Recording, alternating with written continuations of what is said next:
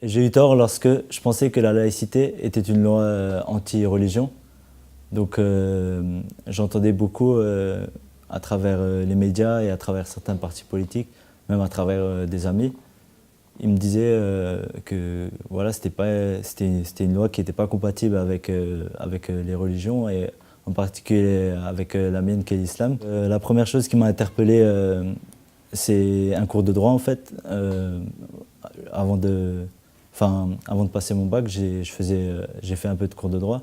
Et pendant ce cours de droit, on est passé sur la loi de la laïcité de 1905 et tout. Donc une fois qu'on est passé dessus, ben, je me suis rendu compte que c'était quand même relativement différent de ce que j'ai pu entendre par le passé et par mes amis. Donc je me suis dit, ben, pourquoi pas me renseigner moi-même et sur cette loi et vraiment voir ce qu'elle dit, parce que la loi c'est quelque chose d'important, mais c'est aussi quelque chose de précis. Et selon les interprétations des uns et des autres, ça peut être mal vu, quoi.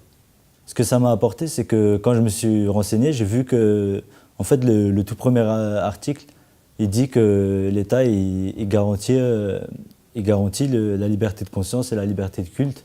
Donc le tout premier article de cette loi de 1905, il dit ça. Donc c'est déjà en contradiction avec tout ce que j'ai entendu par le passé à ce niveau-là. Donc je me suis dit, ah quand même, ben, en fait, il faut que je prenne beaucoup de recul par rapport à ce que j'entends et surtout par rapport aux médias. Parce qu'il y en a plein qui ne sont pas objectifs et qui parlent de laïcité dans un but, ou des partis politiques, ou même des gens qui parlent de loi mais qui ne sont pas objectifs et font leur propre interprétation. Et en fait, ce n'est pas du tout ça. Donc, prendre du recul.